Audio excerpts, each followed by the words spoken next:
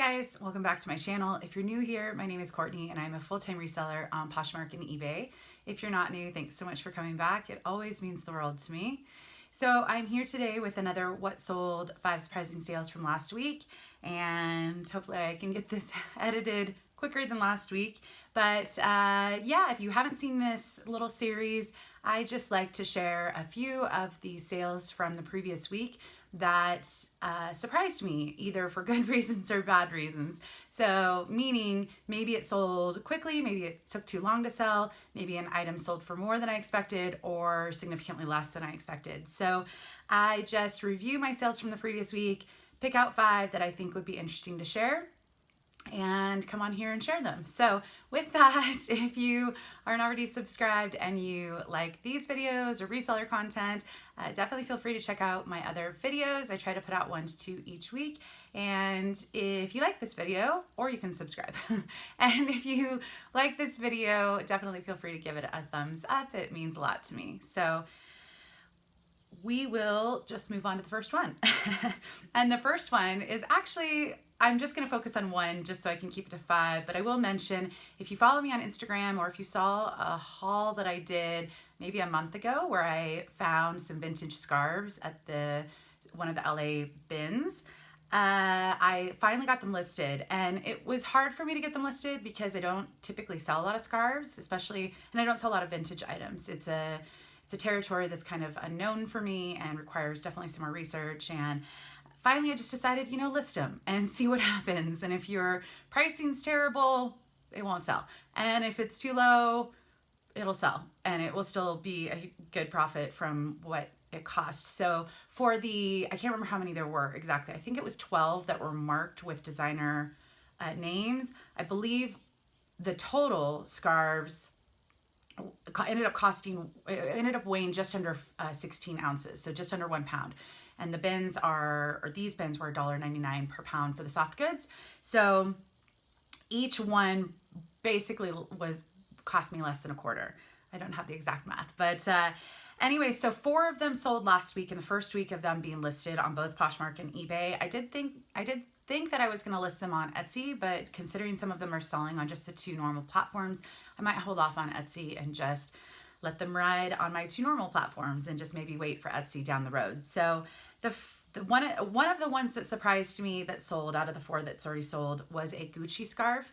And I think I shared on Instagram that in the video when I shared it, based off of just looking up Gucci comps of vintage scarves, it looked like maybe I was going to get 40 or 50 for it. And I can't remember what I exactly said. But when I got it under the light, I noticed that there was a signature on it. And I don't have it written down, but it was Z. I can't remember. It started with a C. But it had the signature. So then I did another search where I looked up Gucci vintage cotton scarf, and then I put this signature in. And those comps were much higher than I expected. So some of them were being listed between 2 and 300 on different platforms. Some of the solds on eBay were showing between 100 and 120 for very similar ones, nothing exact.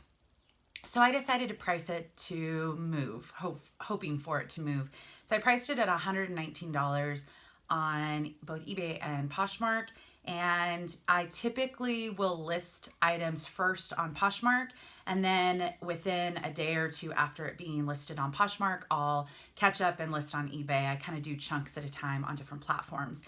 And so this scarf sold within 12 hours after listing it on eBay, meaning it had been sitting on Poshmark for only a couple days, and it sold for full price overnight. And that's actually getting shipped off today. So I'm really quite pleased. It was just really nice to get it under the light, see the signature, just learn more about these scarves. And out of all of them, having 4 sell, 1 of them sold for 70, 1 of them sold for, I believe, 20, and 1 of them sold for 30. So different price points, just different values of them, but really exciting to see some of those sell, and they barely cost me anything. So the second item that was surprising to me last week was a Tom Ford bow tie. I think this was in a recent video as well.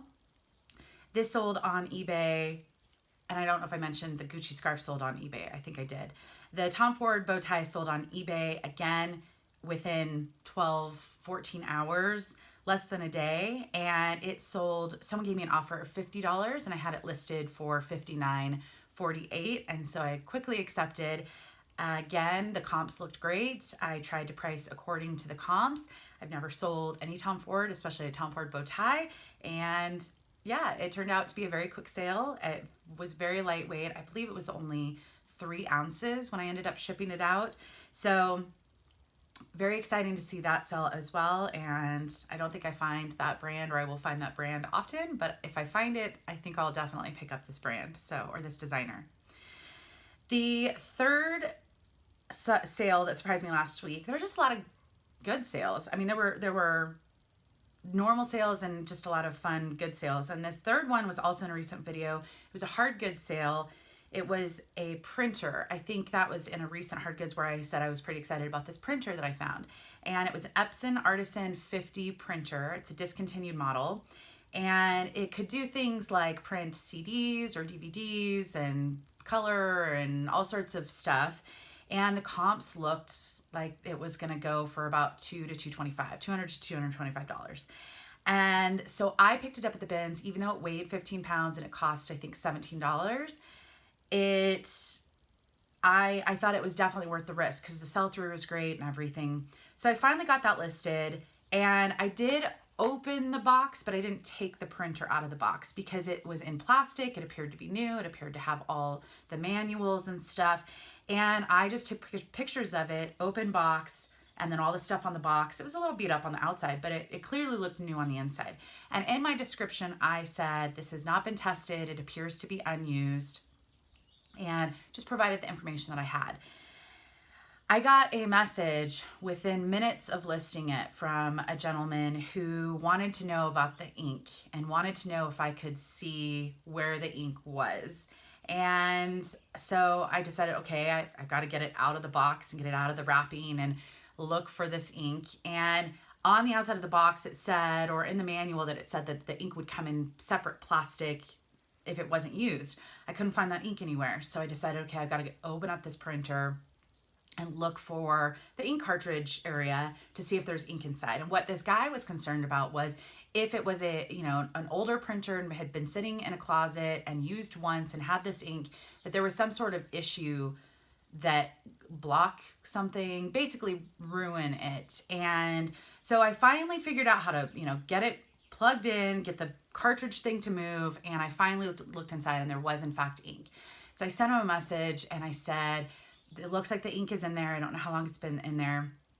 And, let me know if there's something else that I can do to, he said, well, thank you so much. Again, quick conversation. Is there any way you can test it to see if the ink is working? So to do that, I needed to download a driver online for my MacBook and plug it in, get some paper, which I don't have a normal printer. So my dad was coming up the next day to do some painting and he brought some with him.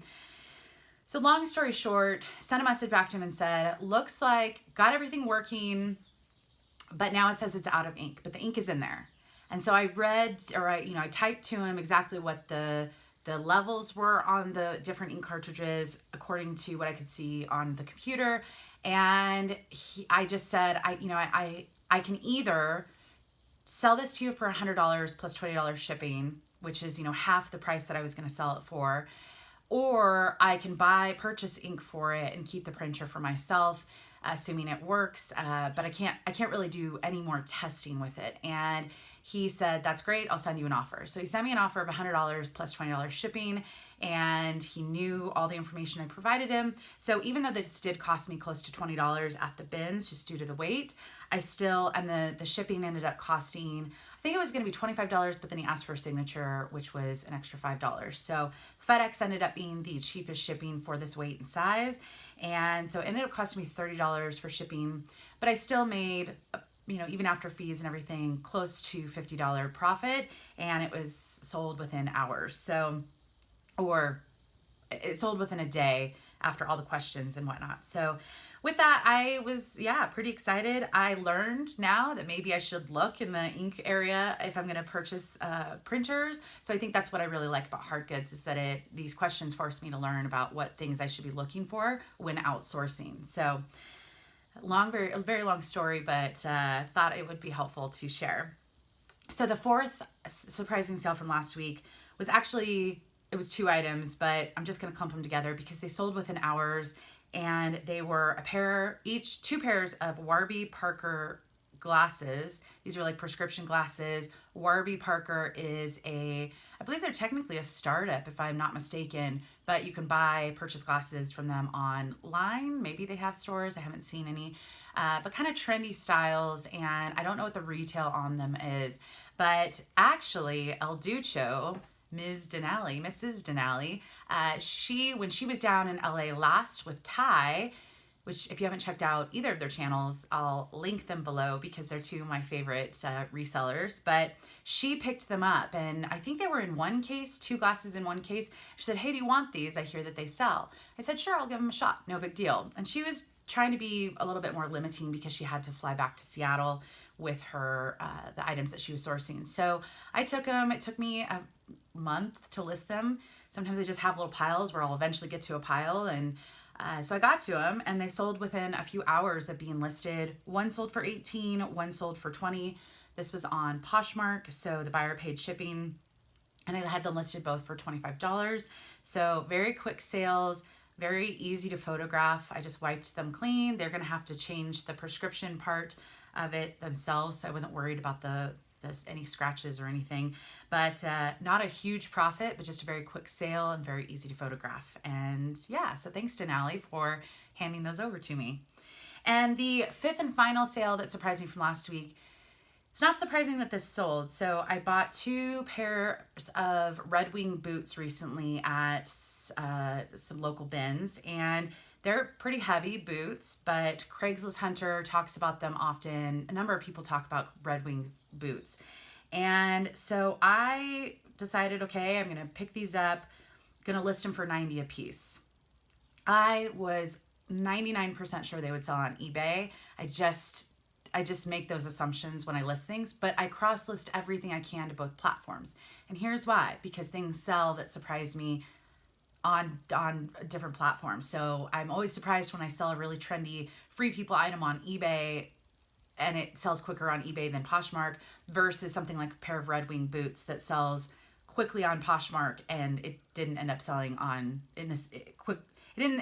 quicker on eBay. So I listed them for $90. I was pricing according to eBay pricing, and I priced a little bit high, but it allowed room for shipping because I do pay shipping on eBay, and it allowed for offers. So someone gave me, within a day of it being listed on Poshmark, an offer of $55 for 1 of the pairs of boots, and it's a little bit lower than I would take so quickly after listing, but because I was calculating about $15 for shipping for eBay, actually the math broke down to about the same. So I quickly accepted, and they were in a large mailing box, and they fit perfectly. She's already given me a positive feedback, and so I'm just glad that those went to a new home, and these things always surprise me. So those are my 5 surprising sales from last week. If you enjoy this video, definitely feel free to hit the thumbs up, and I will see you in the next video. I think it might be a haul, so stay tuned for more. Thanks, guys. Bye.